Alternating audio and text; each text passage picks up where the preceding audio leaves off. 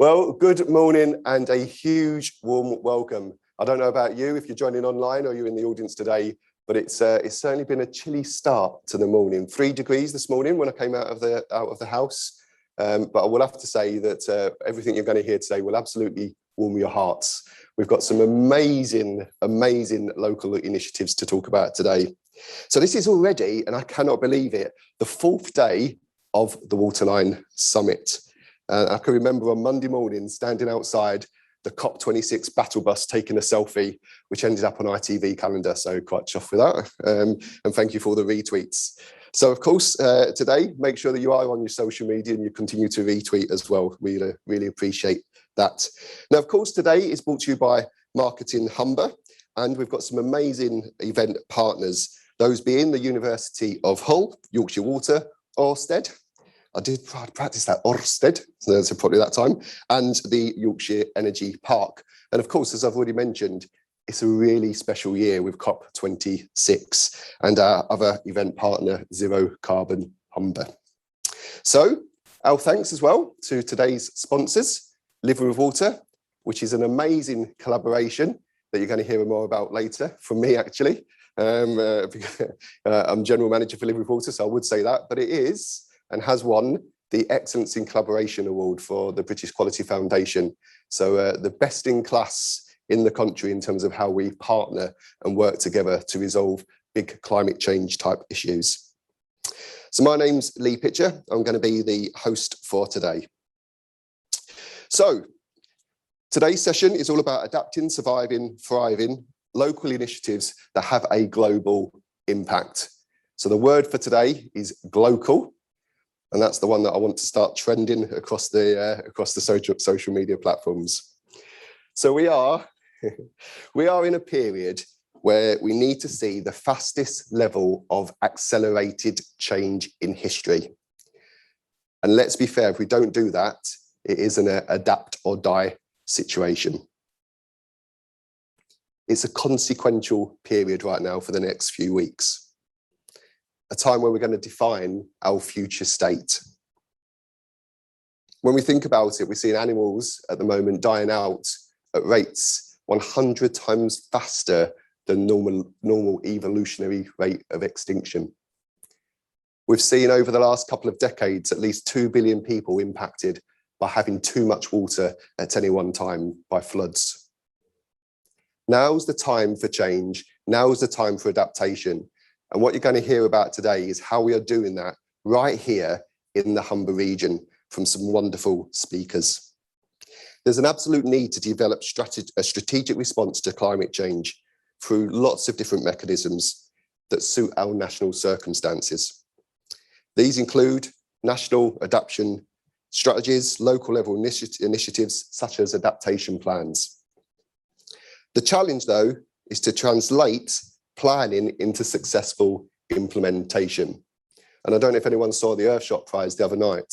There was a lot of talk about not just inspiring people and giving people hope, but actually seeing action on the back of all of these wonderful initiatives. So we've seen some amazing examples of good practices that have emerged over the last number of years to build resilience to flooding, to housing, utility infrastructure, as well as building our energy and power resilience for the future. Managing the environment better and restoring our natural habitats and processes can help to protect people from the effects of climate change. Nature can contribute to climate mitigation with conservation, restoration, and/or improved land management, actions that can increase carbon storage, sequestration, and avoid greenhouse emissions. We've got a real opportunity here, a real opportunity with our land, with global forests, wetlands, grasslands, and agricultural lands. And as I say, you're going to hear about lots of those today. So let me just introduce you now to our wonderful panel of guests. I'm just going to ask them to give a little wave as I introduce them, and they'll talk a little bit more about themselves when they come up individually. So first we've got Joe Wilkins. Joe's our head of campaigns at UK Youth for Nature. Thanks for joining us today, Joe. We've got Pip Betts. Welcome, Pip, Project Manager, Flood Innovation Centre, University of Hull. We've got Nick, Nick Voles, there we go, I can't wait to speak to Nick a bit later on, actually. I've been to see his farm and it's absolutely amazing. Everyone's going to be amazing, by the way, but I've actually been to see Nick. So Nick's from East Yorkshire Hemp. And we've also got Richard Harris, who's our senior lead fuels developer at Drax. So thank you all very much for joining us. So a tiny little bit of housekeeping before we hear from our guests today. So those joining us online, please connect and converse via the chat box. So we'll have opportunities to ask questions to our panel later on. So please do keep questions coming in. There are going to be lots of opportunities to do that. Type your questions in the Q&A function box. Those joining in the audience here at the Aura Innovation Centre, just raise your hand and I'll come to you as soon as I can. And as I say, we will bring as many questions as possible to the panel. Okay, I think we're ready. So Richard Harris is our first speaker today. If you could put your hands together. Welcome, Richard.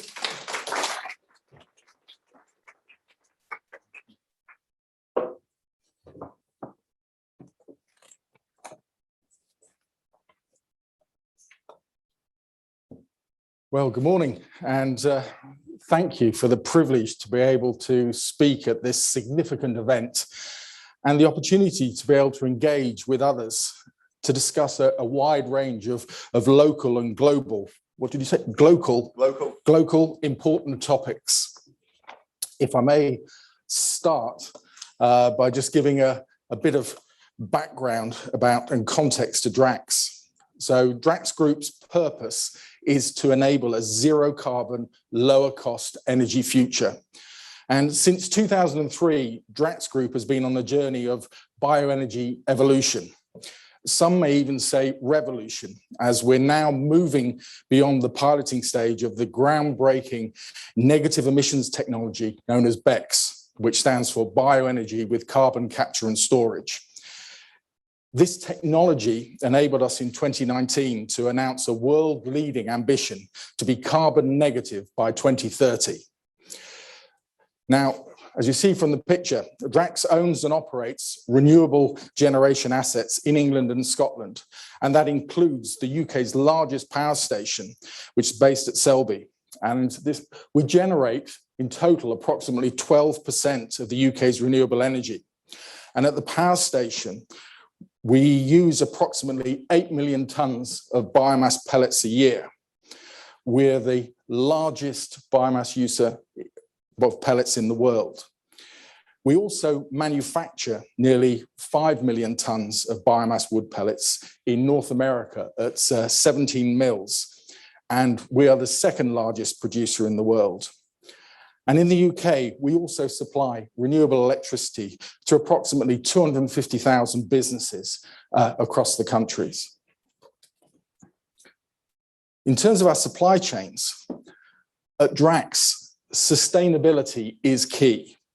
We have a world-leading sustainability policy overseen by an independent advisory board, and we're independently audited. We work with our biomass suppliers across the globe, as well as partners in the rail sector and at port facilities in the US, Canada, and UK to maintain a resilient and sustainable supply chain. This ensures that we can continue to generate the electricity the country needs to keep the lights on. I'll just point you to the little yellow box there. You'll note that currently Drax only procures about 3% of its biomass feedstocks from agri-sources. And we're exploring how we can combine our experience, our knowledge, and our processes in the woody biomass sector and apply that to UK agri-biomass. Coming back to BECCS, I'll leave you to read the detailed explanation on the slide. But in essence, we're proposing to develop 2 of our existing 650 megawatt biomass units and retrofit carbon capture and storage infrastructure. In essence, we isolate and capture the carbon in the flue gases that go up the chimney stack. And in terms of the importance of BECCS, well, I can't overstate how important BECCS is. And this has been such an exciting week for Drax and its partners in the Eastern Cluster. Many of you will have seen some of the press releases that have gone out over the past couple of days of the announcement of our successful selection by government in the cluster sequencing process. And this is just a further key step forward towards supporting the creation of what is an estimated sort of 47,000 additional jobs in the region. At a national level, perhaps of equal note, was the mention that government has increased its ambition to capture between 20 to 30 million tons of CO2 per year by 2030. And negative emissions technologies such as BECCS will be essential to be able to meet this target. And just from the 2 BECCS units that we're initially converting, we'll be aiming to contribute 8 million tons of that government ambition. So to the biomass fuel. Let me start by saying, I believe energy crops can play a key part in the UK's renewable electricity future. I refer you to the highlighted text on the slide indicating strong support for a significant scale up in energy crop deployment. Moreover, in the Net Zero Building Back Greener report that was issued on Tuesday, if I may just read this comment, biomass will also be an important component of our pathway to net zero. It's likely that the UK will be producing more domestic perennial energy crops such as miscanthus and short rotation coppice and short rotation forestry than today.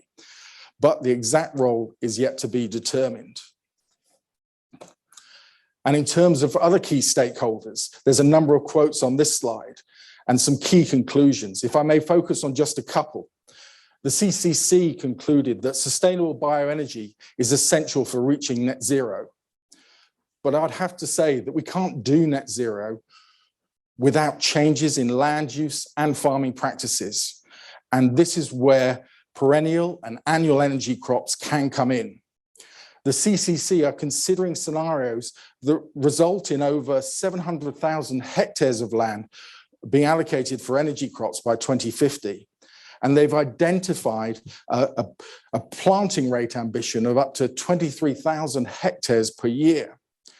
So we at DRAX are exploring to what extent BECCS could contribute to stimulating sector growth through feedstock demand and to support farmers achieving that planting rate. Let me emphasize, we can't and we don't want to do this alone. But before I go further, perhaps it's worthwhile just recapping on what energy crops are. When we talk about energy crops, we're talking about biomass grown primarily for non-food purposes. I can let you into a small secret. Although labeled energy crops, they do have a number of alternative uses as well. And so we have perennial grasses such as miscanthus, which you may have seen in fields around the Humber and Yorkshire areas. It grows to about 3 or 4 meters high.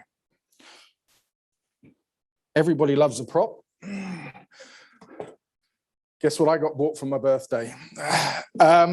So we have some baby dwarf miscanthus here. The message is obviously getting through because this was from the centre aisle of a fairly local supermarket located around here.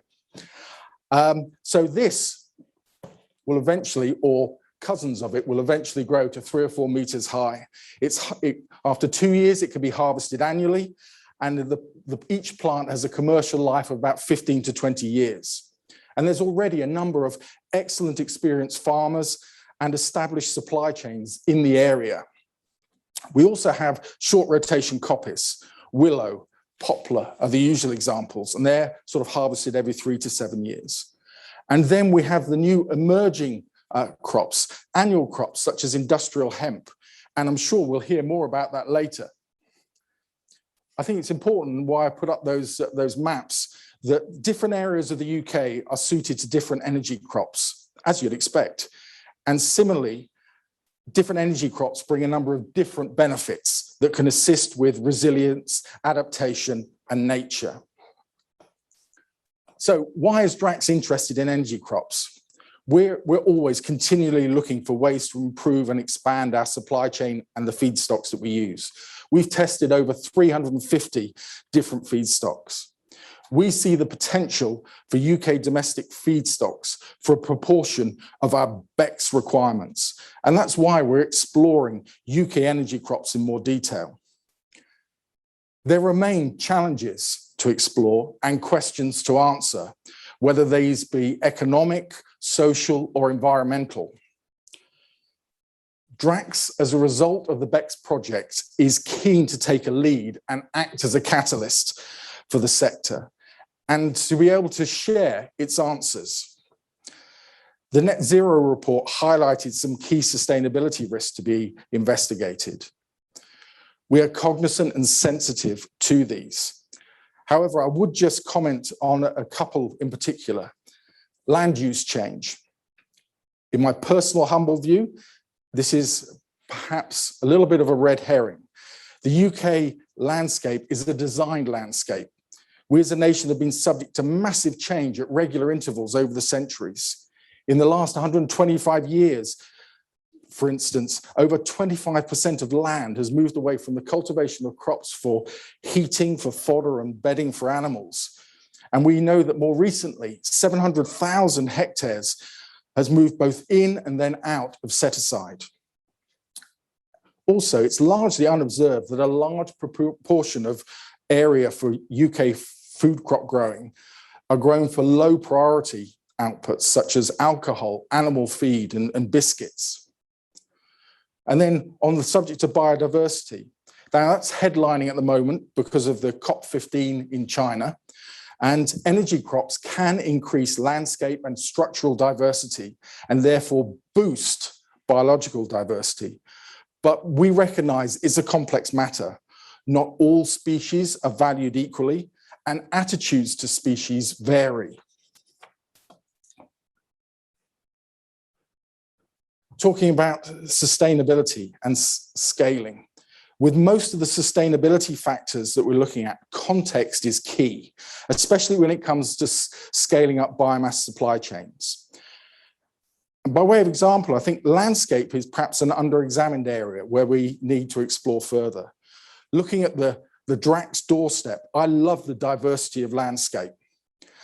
The Natural England National Character Area profiles, which I've indicated on the left-hand diagram, provide a backdrop against which agricultural land use change and impact can be considered.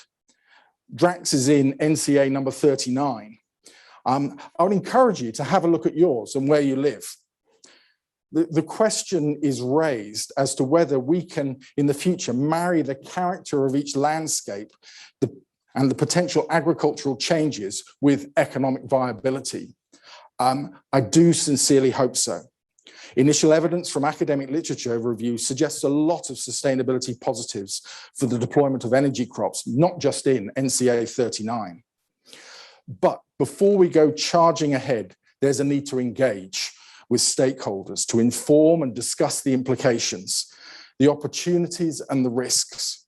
And perhaps there's also the chance to highlight some of the tangible personal benefits for each of us who live in this area for deploying energy crops. I've put on the right-hand side the MSCI real estate map that shows the exposure to flood risk by county in England. The watershed, including the Humber and its tributaries, represent the highest general area risk in the country, something I'm sure that Pip will refer to in her talk. Energy crops can provide a natural mitigation to flood events and improve resilience for the local area. So, what practical steps are we taking? We announced in December a partnership with the National Farmers Union, and we're looking to undertake a year of engagement. We're seeking an inclusive process to meet with a broad range of stakeholders, and in due course, you will see events advertised as we seek to bring together people and organizations to discuss the key why, how, when, where questions. Over the next 12 months, we're seeking to create an evidenced roadmap for the deployment of energy crops in England and Wales. We want to be able to capture and disseminate learnings.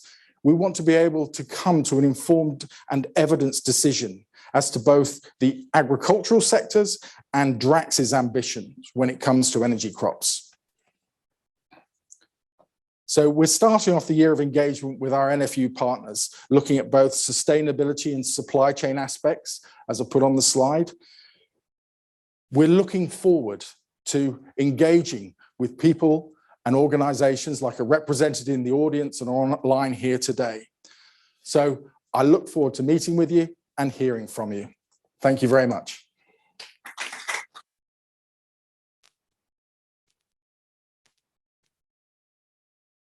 Thank you very much, Richard. I'll let you just take your seat. And while Richard is sitting down, just remember to please, if you're online, keep your questions coming in. I'm sure you've got many. I've already got a few for you, Richard, actually. So if you don't mind me just asking you one before we invite our next guest up. Drax are obviously very much bought into energy crops. That's very, very clear. But is everyone else? Is there an acceptance of them out there? And what are the barriers, Richard? Okay. Well, I think with Drax, we've used energy crops before, and we stopped using them for a period of time. We're now exploring it again, because basically we need to assess what is the level of scale up that can be achieved.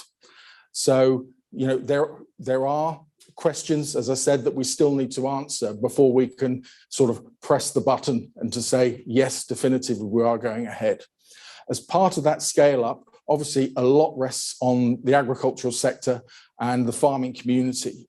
And there's, at the moment, there is a significant sea change in agriculture, if you like, in terms of the agricultural transition as a result of coming out of the EU, and also other changes in the UK in terms of the subsidy regime. And farmers are seeing a very significant decline over the next 4 years in the subsidies they will receive, as the government is moving from subsidizing food to what it's saying is using public money for public goods. Food is not a public good, but the environment is. So farmers have got to reassess how they're going to farm, and some farmers are already on board. We're looking, and we'll be talking about, examples of how farmers are looking ahead. But, with any change, some people will find it more difficult than others. And with change, some people can get a bit sort of paralyzed in the lights just with the enormity of change that's coming on. So there's various cultural changes that have got to occur. There's, we're talking about moving from an entire, largely food-based sector to one that is both food and fiber. So there are technical changes in that as well. So, it's a question of both informing the farming community about the opportunities. I mean, we're wanting to provide one of the pathways for this change. But it's getting that message out there, and it's encouraging people to act. To do nothing is really not going to solve anything. This change is going to happen, and it's a question of whether you're part of that change or not.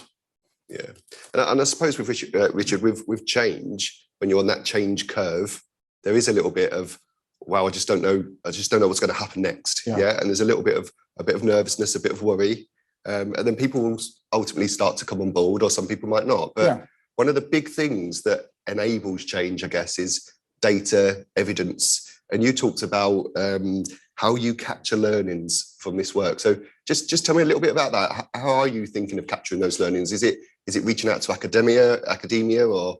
Well, it's covering that whole spectrum. Actually, we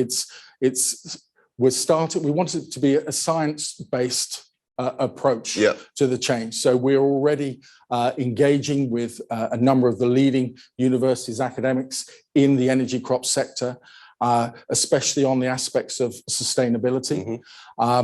Then we will also be engaging along the complete supply chain with those stakeholders that are participants in the supply chain, both farming, sort of road hauliers, landowners, and also on the demand side as well. As I said, we're not the only player in town. We're a big player, but we're not the only player, and we don't want to be the only player, because this is a sector that needs to, rise and supply a number of different markets, and there's great potential there.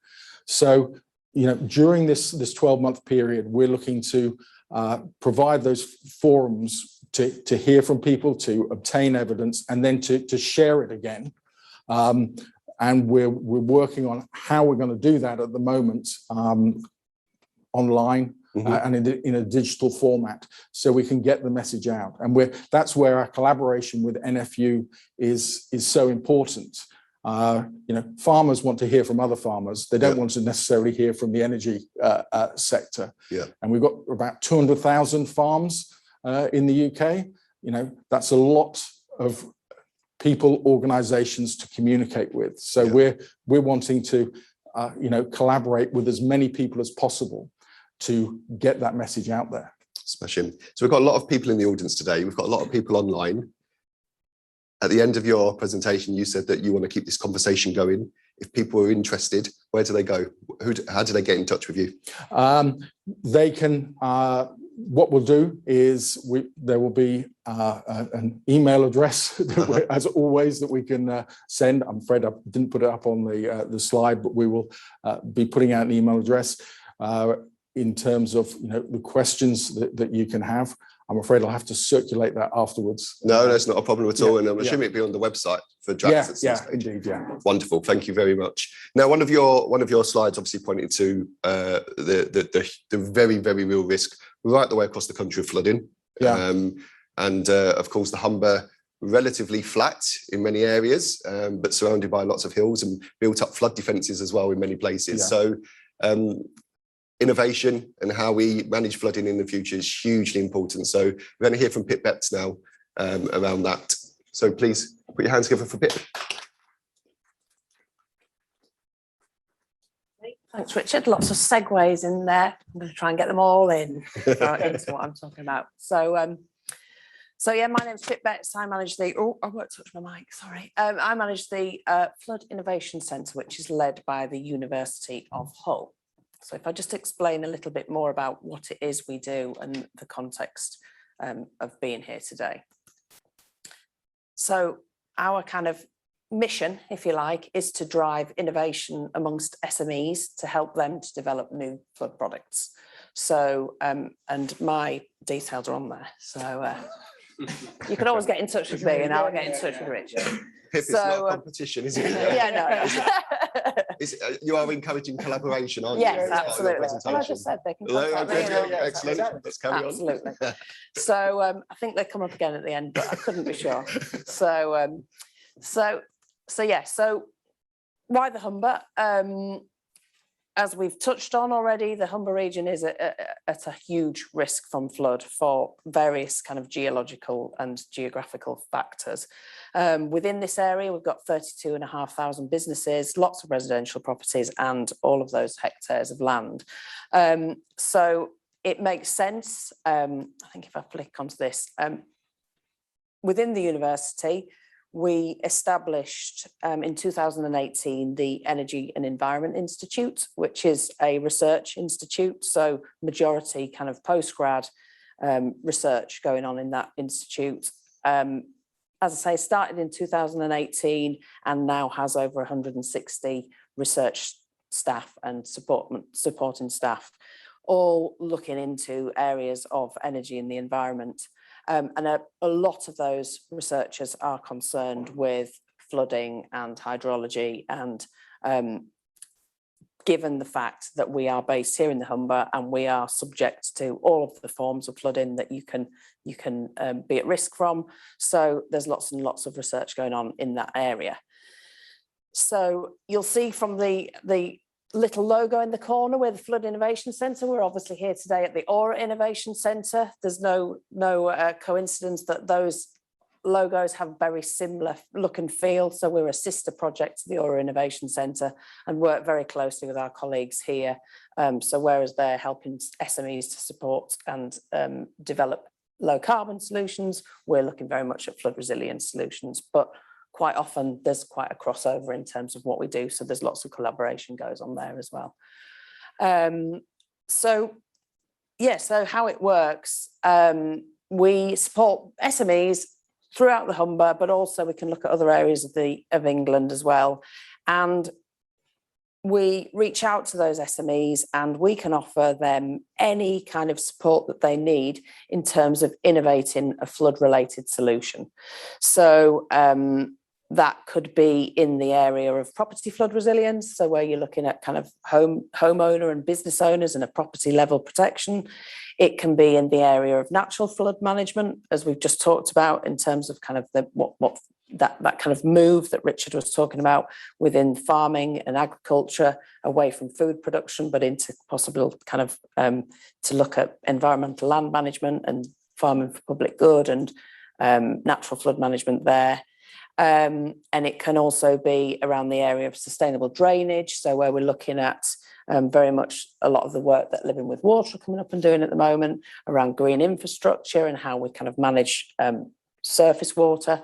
So we can support right across, because we draw on this big bank of researchers within the Institute. We can support businesses who kind of come to us with an idea and they want to kind of work on that.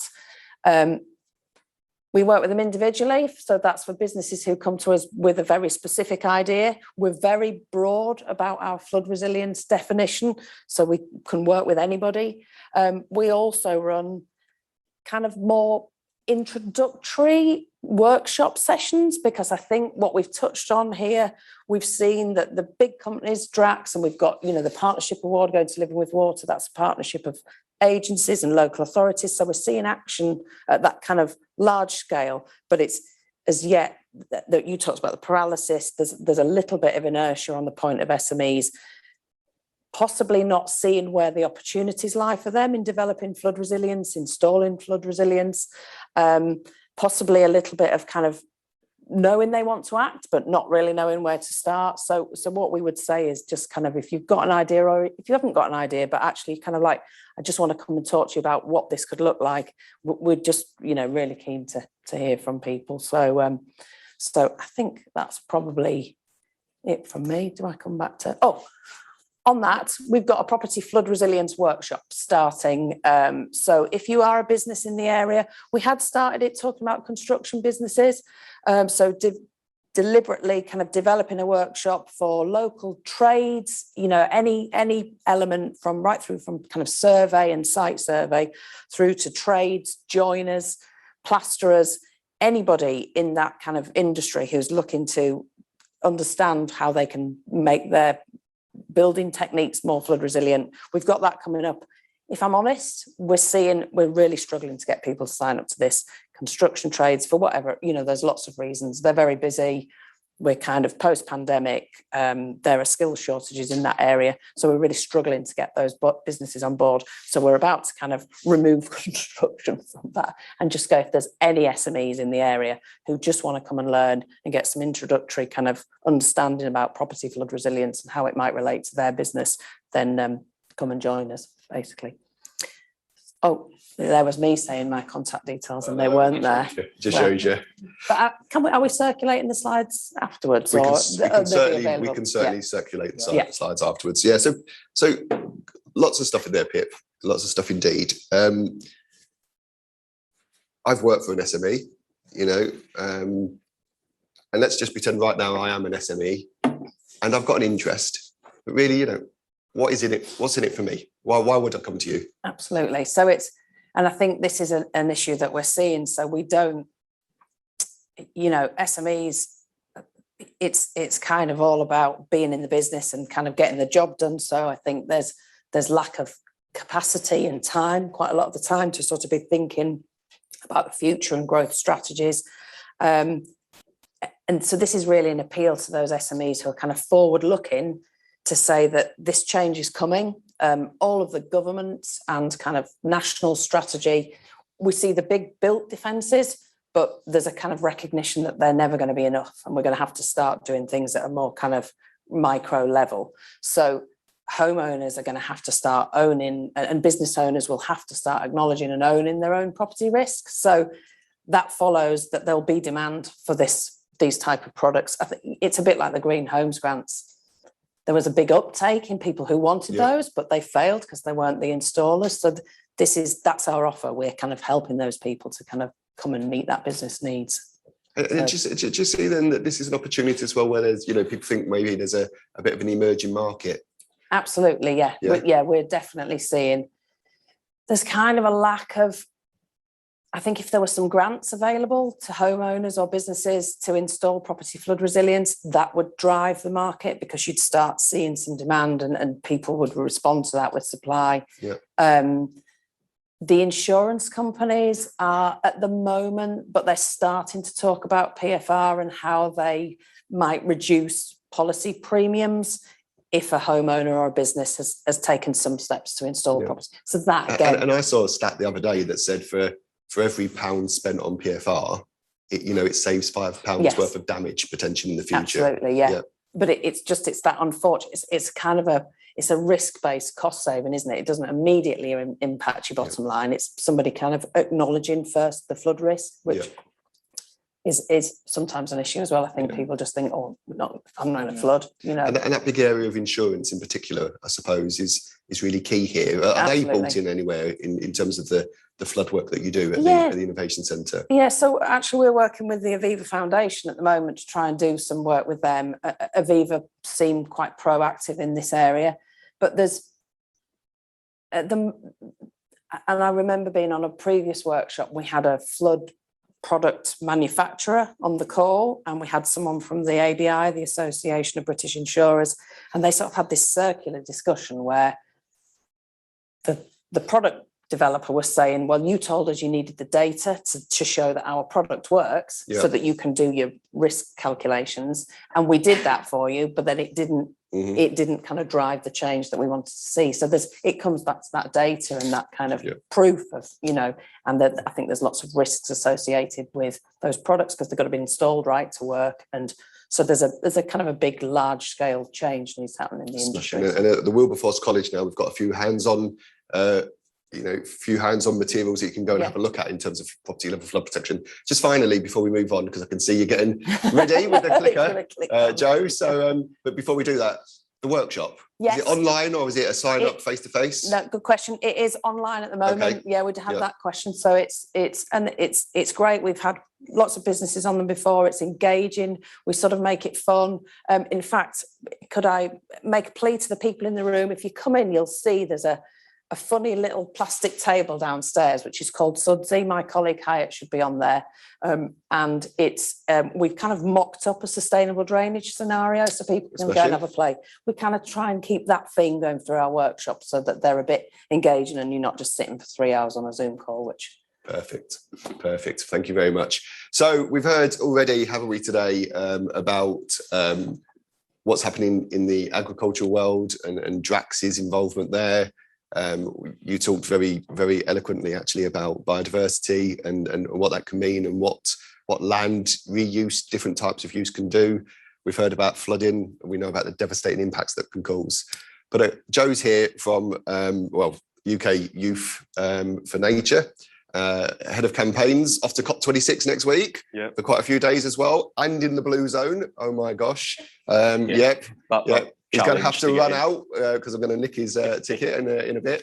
But yeah, Joe, I'll hand over to you. Yeah, thank you very much. Yeah, so my name's Joe Wilkins and I'm the head of campaigns at UK Youth for Nature.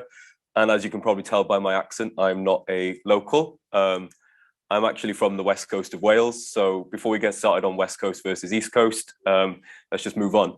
So and also I have to say I jumped at the opportunity to come to the Humber because for anyone doing geography A-level, this is a big region of interest in case studies, and we've all been talking about it earlier about ranging poles and coastal erosion. So if anyone's doing that, you're probably well aware.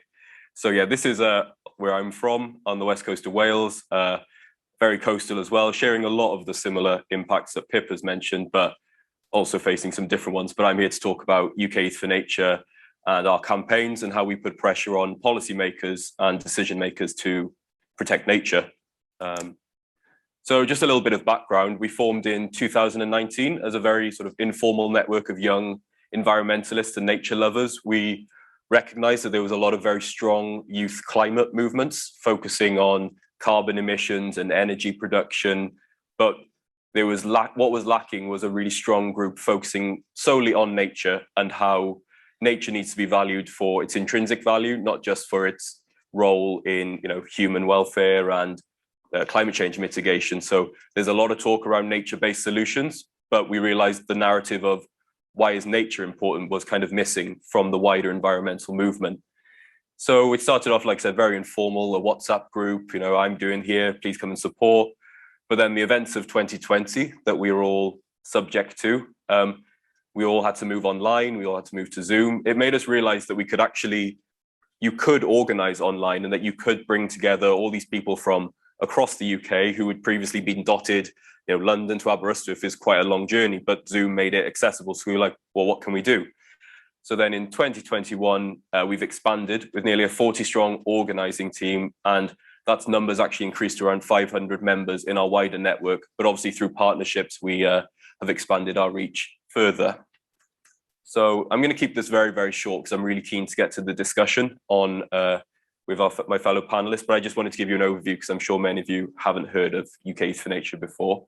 But basically we focus on governments. By governments, I mean councils, the Senedd in Wales, Holyrood, all the way up to Westminster. So we're really trying to cover the broad focus because obviously Westminster has sort of an oversight, but a lot of the action takes place in local communities and by local governments. So, but our ask are always the same. We're asking that they officially recognise the climate and biodiversity crises, emphasis on the biodiversity crisis, which is often forgotten about, put nature at the forefront of climate change, action and post-pandemic recovery. Pip and I were talking earlier about the benefits on, to mental health and on your physical health, and we've spoken about going out running earlier. So putting nature really at the forefront of all aspects of life. Really taking a holistic, intersectional and systemic approach to tackling environmental issues and really supporting those on the ground grassroots organisations in the community, supporting things like the Flood Innovation Centre that's working with businesses where they are really, not being too top down, but also, giving them the framework. And then yes, ensuring fair and equitable access to high quality, nature rich, green and blue spaces for all. We're quite lucky, a lot of us, I'm guessing, to live in quite rural, surrounded by green space, but many aren't that fortunate, and the pandemic really, really highlighted that. And then obviously engage with and listen to young people as quite an obvious one.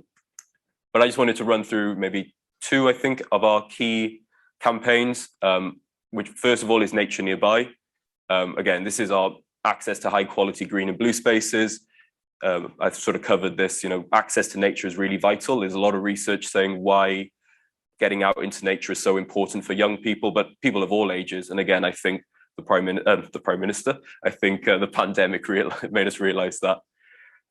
So yeah, we sent a letter to the Prime Minister, co-signed by 60 organizations, including your traditional conservation organizations, the Woodland Trust, the Rivers Trust, CPRE, and also the Runnymede Trust, which is a think tank working on racial equality in the UK.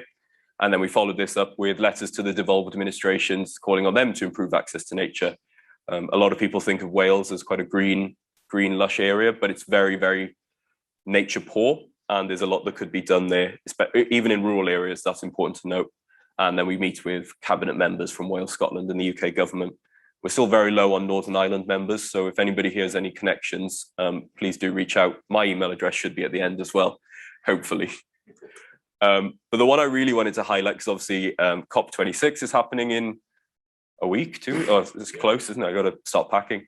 2021 was supposed to be an environmental super year. It didn't quite go the way of planned, but we decided we needed a really super campaign to highlight nature and its role in climate change. So we decided to come up with Natural Kingdom Wild Walls, which is a series of nature-based murals located in major towns and cities across the UK.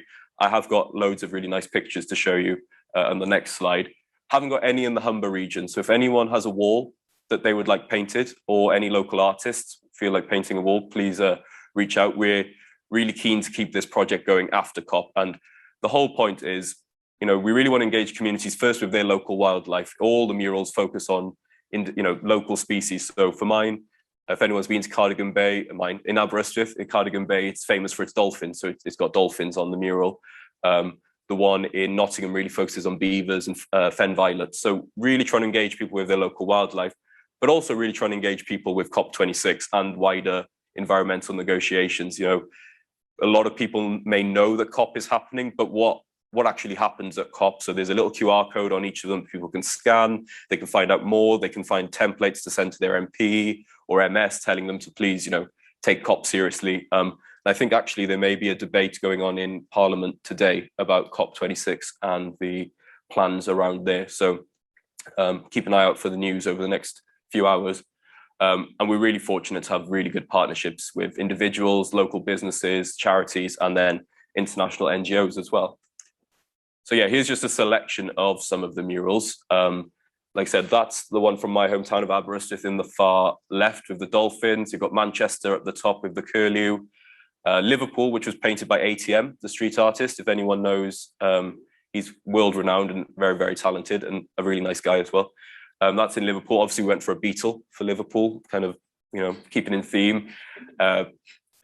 Nottingham in the bottom right, 2 of Belfast there, the hedgehog, and then the curlew flying in front of the face of the artist. The kingfisher in Cardiff, which is absolutely stunning. Glasgow in the bottom left, then featuring red squirrels and other sort of Scottish ones. So that we are hoping to invite as many COP26 delegates to go see that wall because it's happening just outside of the main event. So if anyone is in COP26, give me a shout. And then just to close up, we also do a load of mini campaigns. So they complement our larger flagship campaigns. So they're often very time sensitive and often very issue specific. And again, partnerships are crucial to the success of these. We've done ones on rewilding, the ocean, which is my sort of area, freshwater pollution, waterways management, peat burning, agriculture, energy production, which may be of interest to Richard. It's talking a lot about how a lot of the discussion around renewable energy and net zero often leaves out nature. So it's good to hear Richard talking about biodiversity earlier. There's today, for clarity's purpose, is actually International Day Against Big Biomass. So that's open for debate later. So I'm interested to find out more about that. But yeah, it's all about having conversations and not pointing fingers, but having discussions about different viewpoints. We obviously focus on nature, but we recognize, energy production is a massive part of everyday life. And yeah, that's just me to sum up. Further information, you can email our central one, ukfornature@gmail.com. If you're on Instagram or Twitter, feel free to follow us, reach out there. And then if you want to reach out to me, it's my email's there as well. Really keen for any young people to reach out and join our movement. You're free to join as a very involved member, or you're free just to join our WhatsApp groups and stay up to date, and more than happy to chat about any sort of campaigns you might be interested in. And that's so yeah, very different approach to my other speakers. We're kind of very policy government focused, but it's good to see that sort of connections between everybody's work at different levels. Fantastic. Thank you, Joe.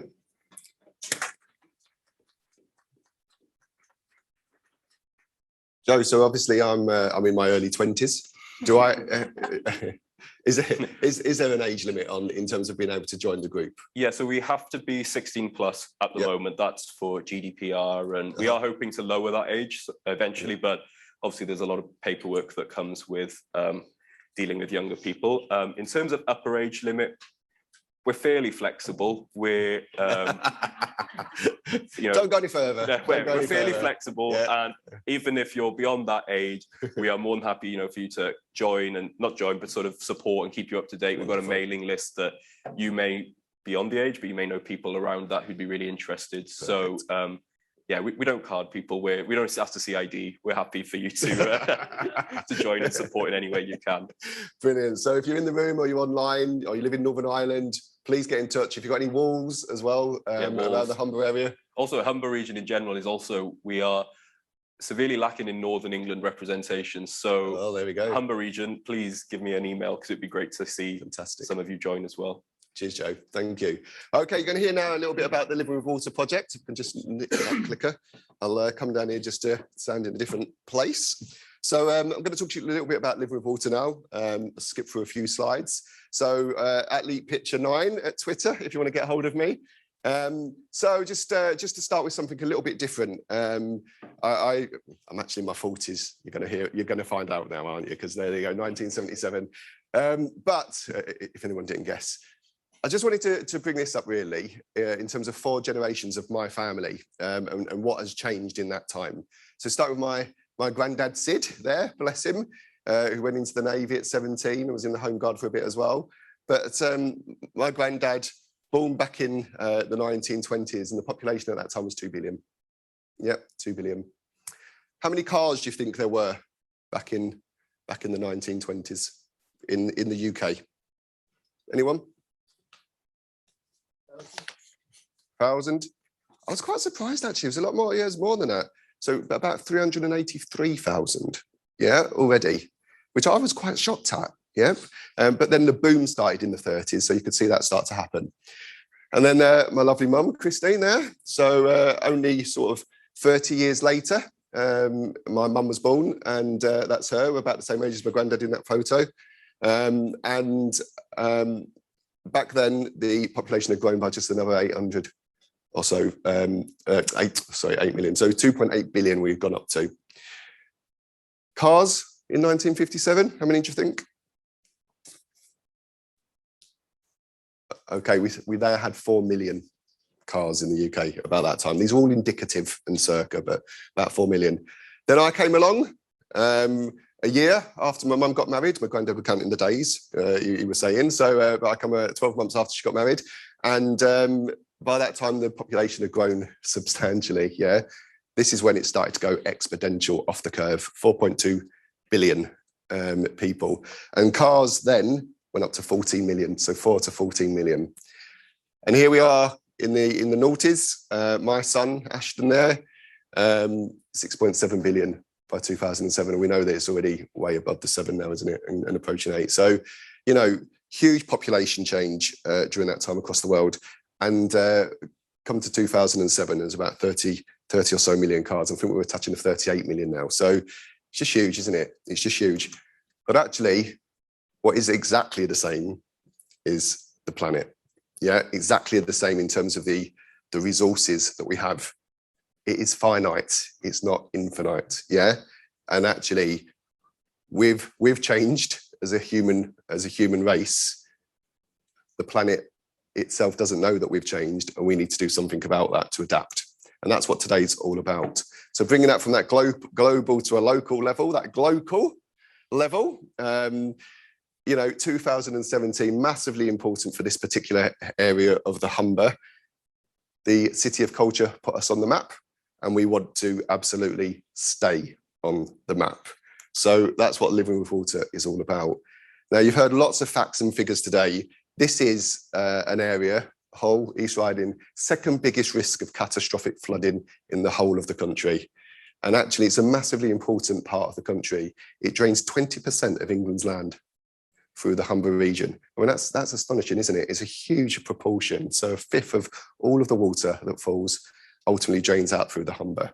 But actually, when you're in this particular area, all of that water that does fall from the sky, come from the rivers, the ditches, the dikes, 84% of it is tapped into the sewer system. So what that means is it ultimately fills up the sewer system, and that mix of sewage and river water and stream water and ditch water, the rainwater, combines, and that can pop out, unfortunately, in places because it's quite a low-in place. What that also means, though, is that it's really difficult to know where that water comes from.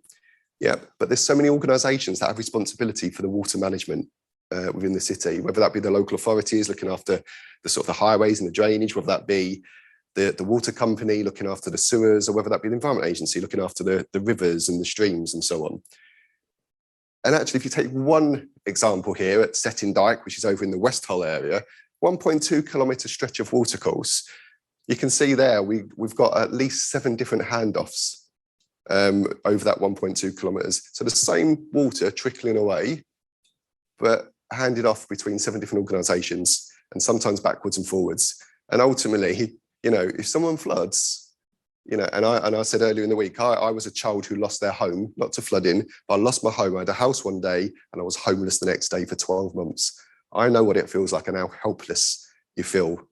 If you flood and you're in that position where you have lost your home, you don't care whether it's the local authorities or whether it's the Environment Agency or the water company. You just want somebody to help. And Living with Water is a mindset change. We got together in 2017. That's why it's a really important year for us as well, to start to think about how we work differently, how we actually just accept that we manage that water as one entity, as one company, really, one single voice. And it was about pure collaboration, building trust, building relationships, and resolving the flooding issues and building resilience right here. So we come up with 5 key objectives. It's all about reducing the flood risk. That's massively important. But in order to do that, and to do that sustainably, and use our land sustainably, and think innovatively, and actually get out and campaign for policy change, we also realised that we needed to build our community resilience. We needed to, in doing so, make sure that we got people to buy into what we were doing. So we wanted to improve place. We wanted to make sure that whatever we put in place to reduce flood risks made that place, made Hull, made East Riding look spectacular, even more spectacular than it does already in terms of water features and so on.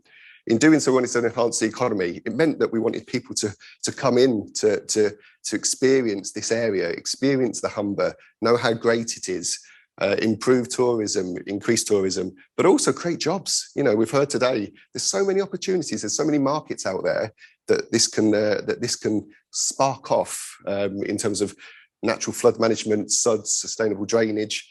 You know, it's a massive opportunity to increase the economy locally. And I wanted to share that knowledge as well, not just here in the Humber, but across the globe, a global level. So, you know, from a reducing flood risk point of view, we've already put in a number of aquagreens, areas that store water, blue-green areas that store water, and then release that water back to the natural environment post big flood events, thus protecting people. We've got a £50 million investment over the next 5 years that we're looking to put in more interventions. So those are swillies and swales and all those sort of things that can improve the look of a place as well. We've been out to our communities. You know, we've spent over the last 3 years, or we've delivered over the last 3 years, 1,200 education hours to Key Stage 1, Key Stage 2. So in primary schools, teaching them about the water cycle, teaching them about how you can live with water, teaching them how to build flood plans. So why on earth, I just don't understand this, why on earth, in an area that's got the, you know, second biggest risk of catastrophic flooding, that it wasn't compulsory in schools to build a flood plan. You know, my children come home to me and build fire plans at home with me about what we would do if there was a fire, but we don't build flood plans. And yet, from a mental health point of view, knowing what to do if it's raining heavy, knowing what to do during that heavy rainfall, knowing what to do if you were unfortunately flooded, that just improves your ability to bounce back and improves your resilience. So that's something that I think the government should do. They should make it absolutely compulsory as part of PSHRE that you have a flood plan built in an area where you are at risk or prone to flooding. And we've seen from the maps, that's pretty much everywhere in the UK, yeah? So why wouldn't we do that? We've also gone back to look at the policy though. So thinking about what Joe campaigns for, we've got into the policies, we looked at development, and new development, and we started to understand how we can work collectively to advise developers on what we expect in terms of surface water runoff. And here in Hull, we've got the first ever, I believe, in the UK supplementary planning document to look at, to provide the guidance to our developers on what we expect collectively and not just as one group. And really, really important, we reached out globally to make sure that we shared our knowledge and we understood what other people were doing in different places. So Hull is one of the founding members of the City Water Resilience Framework. So this is about understanding how across the water cycle, whether it be in strategic leadership or governments or investment and funding, health and well-being, how we were doing against a number of different indicators so we could understand our maturity in terms of building resilience. Now that's really important because what we know is the biggest shock or stress that can affect an economy in the majority of the countries or the cities that the Rockefeller Foundation have worked with over the years, the biggest shock or stress is too much water at any one time or too little water. So flood or drought. So actually this has allowed us to work with all of those different countries, Miami or cities, Miami, Cape Town, Amman in Jordan, Mexico, to know what they're doing with their communities or in terms of infrastructure to share that learning back in. And you know, a big one for me, an obvious one is Cape Town, who were the first developed city that would potentially run out of water only a couple of years ago. And actually what they did was to start to make their data much more transparent at a household level. And that really, really has helped us understand what we need to do with data and making that visible to communities in terms of what they can do around flooding and flood protection in their own homes, actually. So yeah, wonderful project. What I'd ask is though, this is just the beginning. It's going to continue for many, many years. It's about sustainability for our future generations. So we ask you to be part of it. So if you want to get involved, and we really urge you to, in here, online, please do get involved. Go to the Living Water website, and we'll welcome you to be part of our bigger team. Thank you.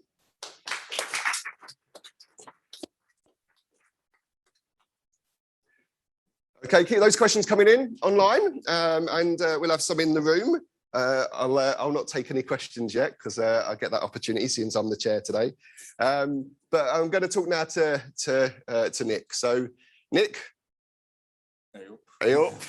There you go. That's what we want to hear. So we've got a nice Welsh accent and a definitely local accent as well. So just tell me a little bit about yourself first, a little bit about your background and farming. Has it always been in the blood? It's always been in the blood, yeah.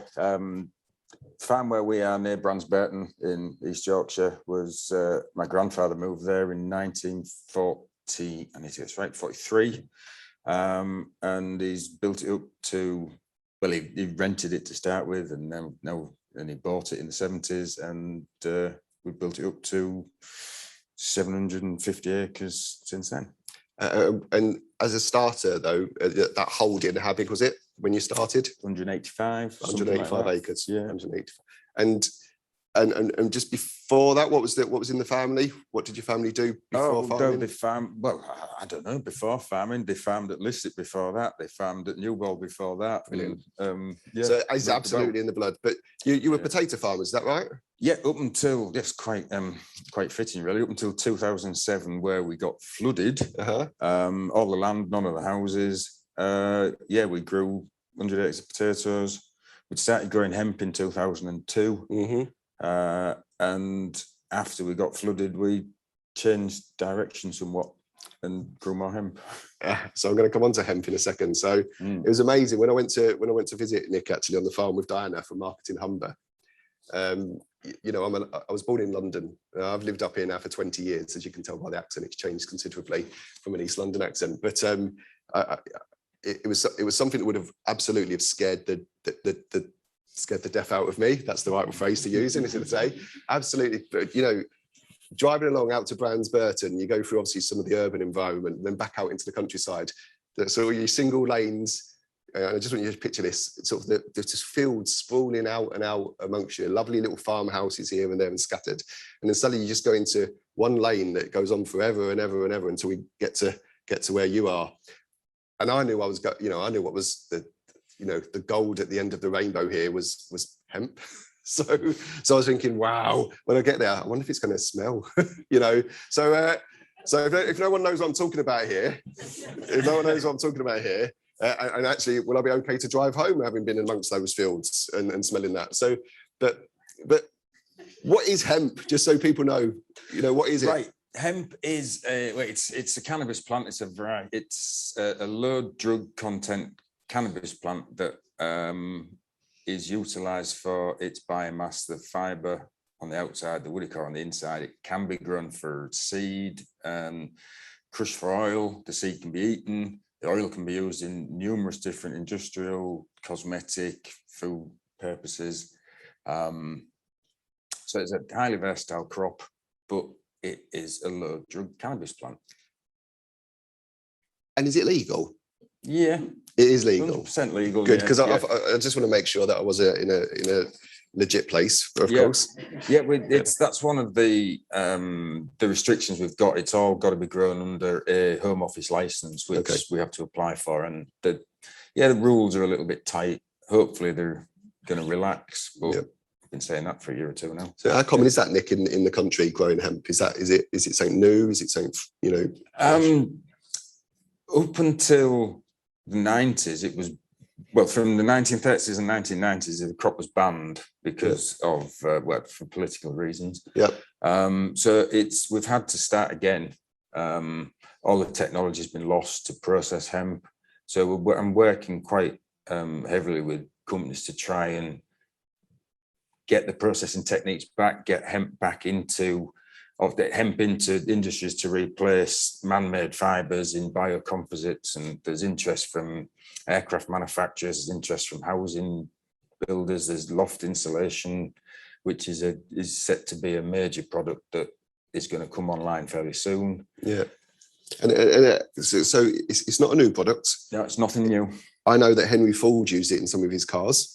Henry Ford did use it, yeah. And then it was banned. Yeah. Come back in. It's now licensed, and you're growing it. Just before we get on to the products, then, because you've mentioned a few there, and give us a bit of tantalize this a little bit. But in terms of the process, just tell us a little bit about that, just so people can understand how that works in terms of scale. In terms of where you pull it out of the field and then what happens. Yeah.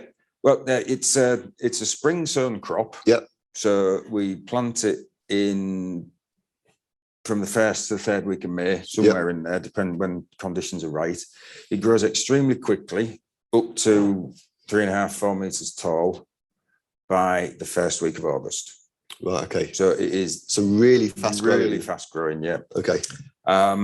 If we're harvesting for fibre, then we cut the plant down at that stage and we leave it on the floor for a period of 6 weeks. Mm-hmm. So it's got a biological process where the soil microbes, they call it retting, but they weather the material, so we can actually separate the two parts. And how resilient is it to the weather? Because in terms of growing and in terms of once it has been harvested? Once it's established, because it's so deep rooting, it is pretty drought resilient. Yeah. It doesn't like standing with its feet wet, so it doesn't like flooding particularly. Yeah. But the action of the roots in the soil increases the infiltration rate of water. Yeah. I'm actually in a project where we're measuring soil carbon and above ground biodiversity, below ground biodiversity, and water infiltration rates. Oh, wow. So let's stick with that then a second in that case. So from an environmental point of view, in terms of some of those the stuff that you just mentioned there.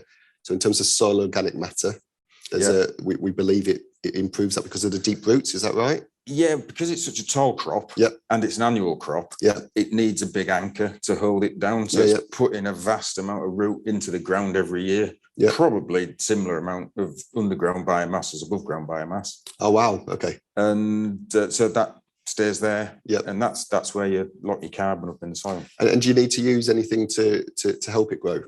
There's no agrochemicals that are approved. You knew what I was getting at there then, didn't you? Yeah. Okay. There's no agrochemicals approved for the crop, so we don't use anything. We're not allowed to use anything. Yeah. We tend to grow it with a lot of organic fertilizers from cereal straw that goes into a pig farm, then comes back, and we use that as the nutrient for growing. Does get a little bit of bagged fertilizer. Yeah. Probably not this year because there's a shortage with them turning the fertilizer factories off. Yeah. Yeah. And the gas price, so that makes it fits in there as well. And is it good for when it grows? What's it like for pollinators? Does it encourage bees, insects?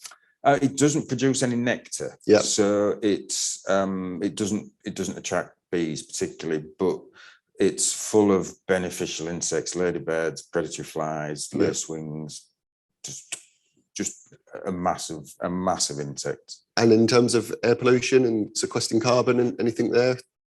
Well, it's burying carbon in the ground because it absorbs carbon to grow. Perfect. And then hopefully when we've harvested the crop, then we can tie the fibre or the woody core up in buildings for even longer. So the carbon's been locked into a building for the next 50 years. Fantastic. So it sounds like there's loads of environmental benefits of using it as well. There is, yeah. Okay. And then so let's move on to the products then, because that's where we start to get really exciting. What was your first product? First product was horse bedding. Okay. So instead of using wood shavings for bedding animals on, we would sell the woody core because it's highly absorbent. Actually absorbs ammonia, so it takes the smell away as well. And composts really readily. So that was the first product that we sold. And is that out? That's out in the market now. And is it any sort of? Is it in online or is it in particular? We sell direct. We have a few distributors around the country. So mainly direct. Smashing. And you've got two parts, haven't you? You've got the sort of the woody bit, the core, and then you've got the fibre bit.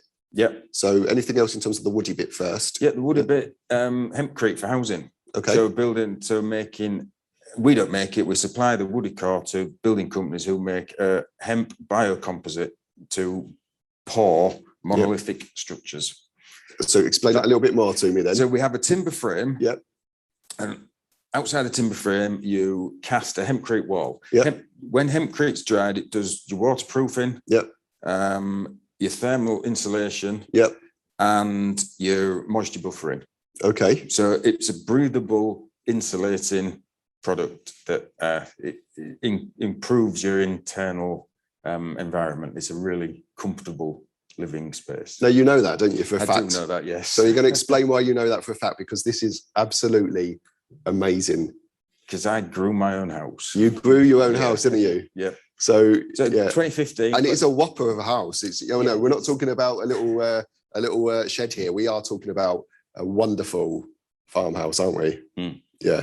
Yeah, we fortunately, well, unfortunately, the house that I grew up in had been treated badly. It was some of it was built in 1725, old bricks, old lime mortar, had been renovated with cement, ruined it, locked all the moisture in, destroyed the brickwork. So council allowed us to knock it down. And we built a brand new hempcrete house with heat recovery and recycled plastic roof tiles and biomass heating. And yeah, it's just all works wonderfully. It's amazing, isn't it? And you've got a couple of kids, you've got a few boys? 3 boys, yeah. So it needs to be big enough to look after all of them and get them under one roof? Yeah. And I think the wife would quite like them to stay for a long while. Yeah, I can imagine. I can imagine. You're not so keen, obviously. Yeah, well, yeah. it's everything else they bring with them. And are any of them working on the farm? Are they interested? Eldest one's working for a company called Peacock and Binnington. Yep. So servicing tractors. Yep. Middle one's doing A-levels, and the youngest one's a football. Well, that's that's all he wants to do. Everyone's dream. Yeah. Everyone's dream. So smashing. So just tell me then about the house, because so we've got the house. Yeah. And we've talked about the fibre. Yeah. Of how have you used that in the house in terms of products? Oh, the fiber's been made into loft insulation, so that's in between the roof and the ceilings. And how energy efficient is that loft insulation compared to some of the other ones that are out there? Do we know? Have we got any? It's the thermal efficiency is exactly the same as Rockwool. Yep. But it's grown and a carbon store rather than a high embodied energy product. And we are at the moment, there is a company in Scotland who are putting in machinery to make 100% hemp loft insulation. Wow. Which is it's on the market now, where it's having to be made abroad while the machinery is installed, but it is on the market. It's on the market. And when we walked out of the farm, you took me into another one of the large, excuse my terminology here, but one of your sort of large sheds, and over on a pallet were a big stack of blocks, wood blocks. Oh yeah, look like wood blocks, but what are they? They're briquettes for log burning stoves. So all our waste from the decortication hemp processing line is briquetted and is sold as a fuel. Amazing, absolutely amazing. So just to finish, where is hemp going from here? You know, what interest have you had in it here, but also globally? Because you have, haven't you? You've got lots of interest. There is lots of interest, yeah. The hemp shiv it's pretty much hopefully going to be utilised in hempcrete construction houses. I would like to move away from using it as horse bedding. It's going to frighten everybody who buys it at the moment, but it just seems to me as a better use to tie it up into a building to hold that carbon there rather than it just goes round and round in a circle, but it'd be better tied up. The hemp fibre is more interesting. We've got the loft insulation. We've got hemp biocomposites to replace carbon fibres and glass fibres in molded plastic items. There is hemp fibre mats for vertical farms instead of using recycled. Well, there's quite a lot's growing on recycled carpet, which has plastic fibres in. So we can go on to a 100% natural fibre into vertical farms and clothing. And cottonizing hemp. So there's a process developed by a chap in Leeds that takes hemp fibre and zaps it with a little bit of electric and turns it into what can only be described as cotton wool. That can then be mixed with cotton, and it revolutionizes the water balance sheet for denim production and Amazing. things like that. Amazing. And finally, you mentioned aeroplanes and the air industry. What's the connection there? Just sort of, it's natural fibres going. It's like the automotive industry uses a lot of fibre in door skins, roof panels, sound insulation. Try and move on to that for aircraft as well. Fantastic. Wow. How amazing is that? Doesn't that does deserve a round of applause, doesn't it? Wow. Thank you. Thanks, Nick. That's amazing. And I'm sure we've got loads of questions coming in. So should we start with a few questions? Have we got any in the audience? Have we got any questions? We've got a mic. Don't be shy. You must have some questions.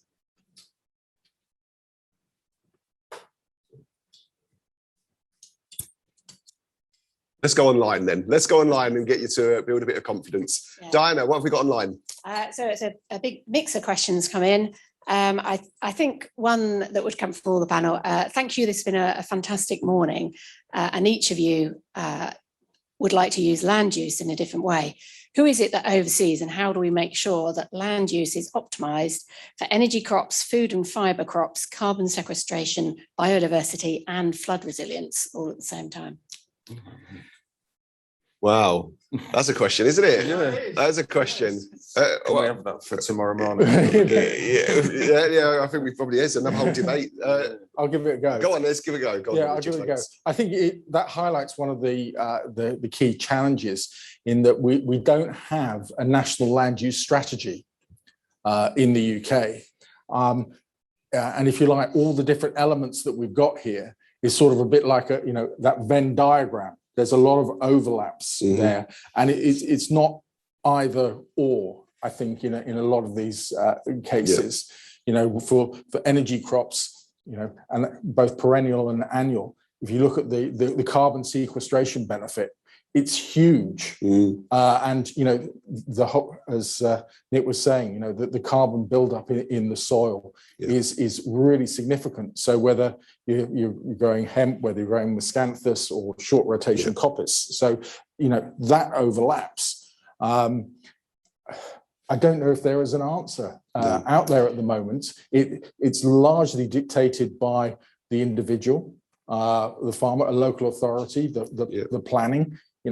If you're going to plant trees or participate in, say, the government grant programs, then you've got to make that commitment long term that it's not going to come out of trees.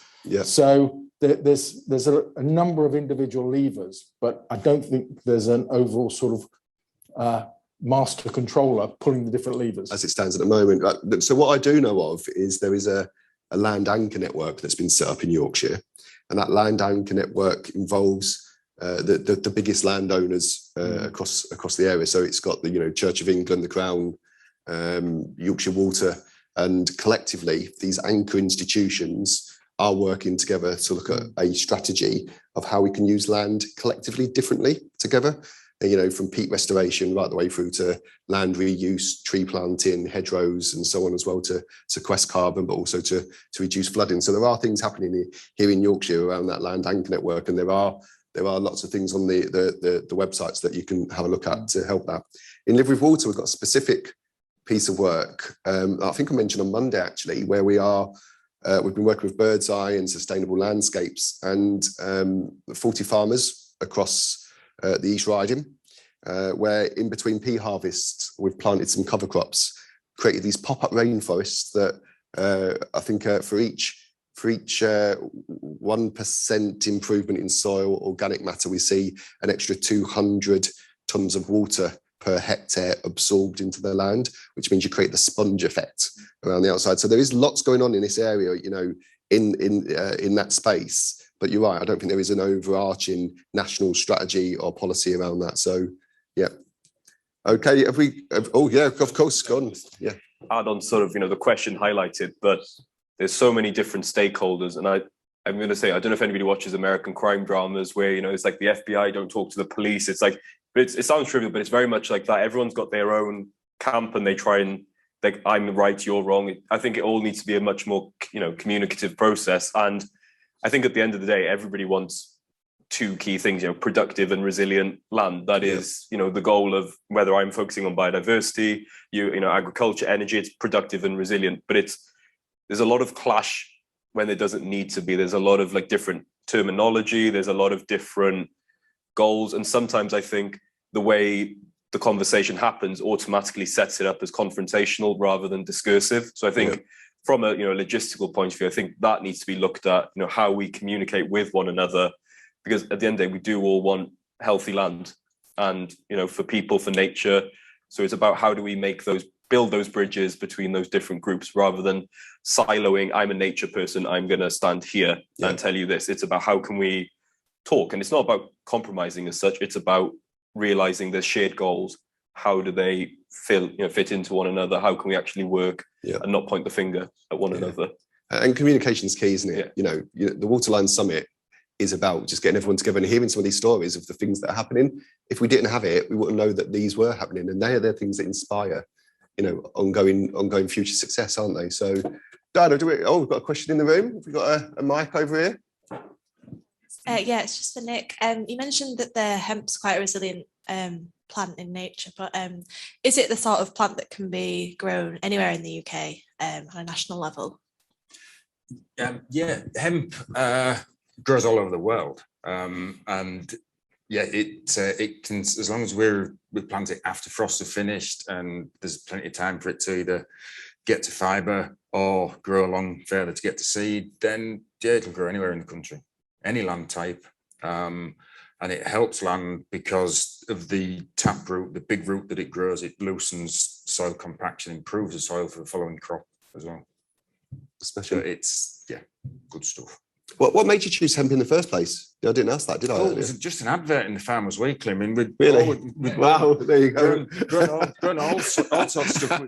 We used to grow starflower and evening primrose and peas. We grew vining peas. We grew all sorts of stuff. Amazing. And it was just something. I actually grew some lupins once, a field of lupins for protein. Yeah, it was just something else to have a go at, and it sort of it grabbed my imagination. Took a risk and it paid off. Amazing, absolutely amazing. Yeah. Can I just come in on that? I think also just to raise up the issue that in terms of the quality of land as well that you're growing on, and whilst perennial crops, can grow on degraded land, and they have a lot of benefits in terms of taking up perhaps some soil contaminants. Unsurprisingly, with any crop, you grow it on better land, you get better yields. Yeah. And so there's also a mindset change about where and how we grow these crops as well around the country, and that's talks and speaks into the land use change aspect as well.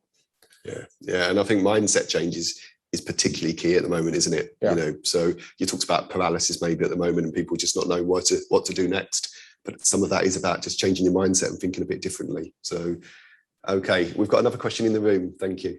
I'm interested to hear opinion. You've talked about how high risk we are in this region from flooding, and it's only going to get worse, whether it be from extreme weather or rising sea levels. Nick mentioned he was flooded in 2007. So how far can we go working with nature to bring some form of protection? And at what point will we have to give way to nature? Cool. Yeah, a great question, actually, a great question. So I think nature-based solutions to prevent flooding, but have that other effect of improving biodiversity and biodiversity gain as well, are part of the solution. They're absolutely part of the solution. Another part of the solution is cultural change, just amongst humans as well, in terms of how much we use, how much we take out of the environment. So, as well as all the infrastructure stuff we could do around nature-based solutions and blue-green infrastructure, what we also need to be thinking is about how we can reuse water, how we capture water at a household level, how we build rain gardens, how we use water butts, how we put planters in, how our children can increase pollinators coming into their gardens and so on. So it's a mixture, and I don't mean to duck the question. I don't know what the tipping point is at the moment. But I know there's a lot more to do before we get to that stage where we need to just, you know, put hands up and say we're going to give up here, because I don't think that's not a choice for me. You know, we never give up. There's just too much out there and too much innovation and too much knowledge. We can adapt, and those solutions are there. We just need to implement them, I think. So a great question. But anybody else? Well, from a farming point of view, I think we need to take a little step back. It's going to sound awful as this, but water courses that are designed for taking excess water away need to be improved to be able to take that water away. Nature can live alongside the function of these things. The river that runs past us is silted up and full of trees. It doesn't get rid of water. And if it was cleaned out, maintained like it used to be, we can still have nature in it. There's still fish in it. There's still otters in it. There's a seal comes up now and again. So yeah, just clean them out. Let's get water moving a bit as well. Yeah, free flow water massively important as well. Absolutely, of course. Diana, do we have any more questions? We do. I'm just trying to select one. If we move on from flooding, and there are a number, and I'll come back to them later, but I think everybody here today talked about behavioural change and the need for a mindset change. What would be one ask, either of government or businesses or the community, that would unlock this and change your activities tomorrow? Great question. Great question. So Pip, for you talked about, didn't you, that you know, it's really, you know, we know this is an area where there's loads of entrepreneurs. Yep, we've seen it today, haven't we? Yep, lots of people, leading edge, and yet you can't get SMEs to want to be coming to you and wanting to innovate and using your resources really to do that. What could the government do then to help that, or what could local government do to help that maybe? So I think I touched on that earlier. I was chatting to someone else who's running a energy and efficiency scheme funded from the EU, the same as us, and they're seeing it. They'd seen a good take up because they get consultants come in and kind of carbon audit their business, and then the business then gets a grant towards more carbon efficient lighting or heating or some solar panels or installing EV chargers for a vehicle fleet, and that kind of impacts. So even if the business is not particularly bothered about the carbon output, it impacts the bottom line.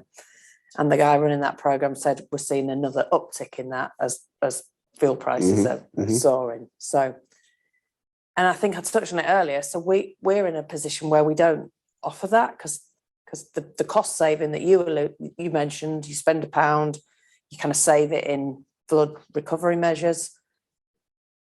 There's a step because there's just a risk that's got to be understood before people get to that. They've got to kind of acknowledge the risk before they kind of make that investment. So, you know, it comes back to, and we've spoken to those construction businesses. They've sort of said, oh, that there were some grants around this a few years ago, and we were interested then, but we're not really interested now. So it would be money, you know, to me, that's the kind of first driver, I think, to you know, you'll get those people who change for kind of ethical reasons, but a lot of small businesses, it's got to be about the bottom line, isn't it? And is it, you know, is it about that maybe is it that the money's not there, or is it actually that maybe there are some funds there, but people just don't know about it? So one of the things that government can do is just make people aware of that much more. Yeah. So there's, I think post-flood, there are some resilience grants that come out from national government through local government. There's an evaluation underway at the moment, not of those resilience grants, definitely resilience grants, about the kind of lack of uptake of those. So, and it calls against what you were saying. There's that kind of, they come from national government, they go into local authorities. All local authorities are structured differently and are under-resourced, so how they get those out to homeowners. The project that we're doing with Aviva, the Aviva Foundation, is called Mapping Flood Recovery Grants. And what Aviva noticed was that they're quick to mobilise and pay out on post-flood events. But then those grants, for good reason, take a little while to come along. So what Aviva said was, if we could pay out at the same time as those resilience grants were available, and there was some capacity building in a local area and some community awareness, we could get in and encourage communities to kind of build back better. You know, that phrase that I think was originally flood related, but it's been taken. So that kind of that education piece early doors, it benefits the insurance companies because they don't have to pay out so much in the future. It benefits the homeowners because they're more resilient and they get back in their homes sooner after a flood, and it benefits the local economy because you get your local trades who become proficient in installation of flood measures. So right the way around the economic cycle, there's benefits. So thanks, Pip. I'll come to me, and then I'm going to come to each of the other members of the panel actually on this same question. The one thing that you would ask, if that's okay. For me, it's education. I think it's an absolute blooming crime that you've got passionate youths out there, passionate people that will actually, we've seen at the moment, actually risking their lives as well for climate change and getting people to understand it and get people to buy into, get people to do something about it. And yet I don't know, it just seems we've got this traditional form of education at the minute, which is massively important, but we are not getting in there into schools and using that passion and turning that into massive action right the way through future generations and existing generations to transform, the way that we're thinking and the way that we're innovating. So we should be teaching civil engineering around blue-green infrastructure, and we should be teaching, children about the importance of how they can, and what they can do at home. I just don't get that. So that for me is the one big thing. Government, get something in the curriculum that is about this piece of work, about climate change. It should be obligatory right now. That's my opinion. Well, I was going to say something very similar. I mean, I think that there's a generational aspect to it. I would say one of the things that often makes me change in my family is my kids saying, "You can't do that, Dad." For definite, absolutely. And the way they think about things is different to the way that I think about things, and so there's sort of in certain circumstances, there's an upward management of me that goes on, which I think is healthy. I think that the university institutions have responded, and there are a number of courses, but whether there should be sort of core courses that take place across the whole curriculum, perhaps is something to look at. And I know, I mean, the level of R&D that we take and the level of interaction with various universities around here, there's a lot of innovation going on, and there is, significant amount of money being put into, how these solutions, take place. I just think that for a number of us, and we have blind spots on different things, and it's a lot of it is about the awareness and the education, as you say, that we can be blind or in denial. This will never happen to me. And we're getting to the situation where this, and it's the whole risk thing, this is very likely going to happen. How are you going to respond? It is going to happen. It's going to happen to me. It's going to happen to you. It's going to happen to everyone. Nick, what about you? One thing you would ask government? Well, it would help. The education thing is vital, and you do see. I mean, I've been to education day to teach kids where their food comes from and where we can grow fibre, and it's just the actual education of what the natural environment. Do you know you're my hero, Nick? Of course, it's just my blue hero. So along with everybody else, education. Selfishly, I'd like someone to invest some money in a cottonisation plant, but. Mainly, education. Get the kids on board, and the whole thing's going to fly. Agreed. Well, let's come to the youth then. What would you say? Well, I will agree on the education point. Again, I think the way I was very fortunate, I did both, biology and geography all the way through. So we're taught climate change, flooding, but I think it's always taught from a very theoretical aspect. It's never. And whether that's funding cuts, whatever, you don't get out and not see flooding. You're not going to go out and flooding, but you don't go out. We were talking earlier about how important going out, measuring the river shape and how that actually benefits. So I think outdoor education is such an important part. Getting out. It's all good reading about flooding, but if you go and show, well, this is where it flooded in 2007, it is a lot more tangible. And I was very fortunate growing up in a rural area. You know, the teachers took us out to the garden, but a lot of people aren't getting that opportunity to witness it, or at least really build that connection to it. And so we're kind of fighting a losing battle. Like for me, my big interest is the ocean, but the ocean is very distant for a lot of people. You know, I'm again, coastal area, but those inland or those, you know, go in the sea can be quite expensive. So it's very distant for people. So education and really outdoor education, I'd say, are vital. Also, education on, you know, I think we need big system political change, the way things work, but we at least need to educate young people and people more generally how to get involved in those processes. And there's a two-way street, you know, how to get people involved, but also I think governments need to be open and transparent, but that might be asking a bit too much for governments to be transparent. But you know, it's that two-way process of getting people involved and governments actually listening and not just sort of doing that. Oh, it's really great to engage with young people. You know, I've been to meetings where they've been, oh, it's so nice to hear a youth voice. Oh, it's lovely. It's lovely. They don't listen to the content that I've said, but they've kind of gone, oh yeah, that's nice. Oh, well, well done us for inviting these young people. Like and it just creates that cycle of them. Because I'm like, why should I go to this meeting and talk? So it's about having genuine, going back to communication, that genuine conversation between people. You've actually made me feel really bad now, though, the fact that I made you say valley for me earlier as well, because it just sounded so great when you said it. Sorry, can I just come back? Because I think the other thing that is happening now is that there's putting a value on nature as well. And as we're seeing in you know, the government is taking a lot more steps with the sort of the natural capital approach to valuing our impacts on the economy. And I think it's initiatives like that that also put, you know, our actions in context. And if we're going to see, you know, natural capital, you know, we want to see it increase, then we've got to actually do something about it. So there's both that top down and there's that bottom up approach that, you know, I would like to see, you know, government continue to push the natural capital approach so that we take it not just in businesses, but at the end of the day, it's going to be personally, what is my impact on the environment around me? Yeah, absolutely. Until you can measure something, it does provoke people to start to take note. I'm going to have to finish, I'm afraid, and I know I really don't want to, but we're going to have to. So, you know, it's for me to say a huge thank you. You know, we've been in the Humber today, and you have heard today about the amazing mindset change that has already happened in our organisations that we've talked about, or in our groups that we've talked about.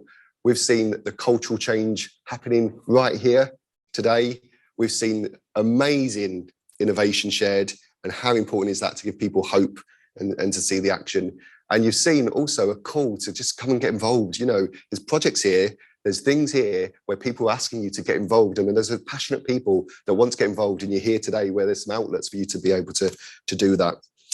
So we have our next event this morning in a webinar, which is on low carb which is about diet plans and from the sustainable food solutions. Please also check out all of our fringe events this afternoon at the event hub. We've got streamed events. I want you to make sure that you're using Mytopia. My high score at the moment is 38, which is really poor. So get on and use Mytopia, see if you can build your own sustainable city or village. Also, please also visit throughout the event, the rest of the event, the COP26 hub. Follow our presence around the Humber in Glasgow, just a few weeks away. I want that blue badge. And and please also join us tomorrow for the Cities and Built Environment Day. And you've done loads of work with art, you know, the murals, the walls, and of course it's floodlights later tonight, where we're going to be working with Absolutely Cultured and looking at how we use art to captivate imagination. So please be involved in that over the weekend as well. So it's just for me to say thank you very much. A huge round of applause for our panel. You've been here at the Waterline Summit. You know, the world's biggest threat is our region's greatest opportunity. Thanks for listening in the room. Thanks for listening at home. And we hope to see you again very, very soon. Thank you.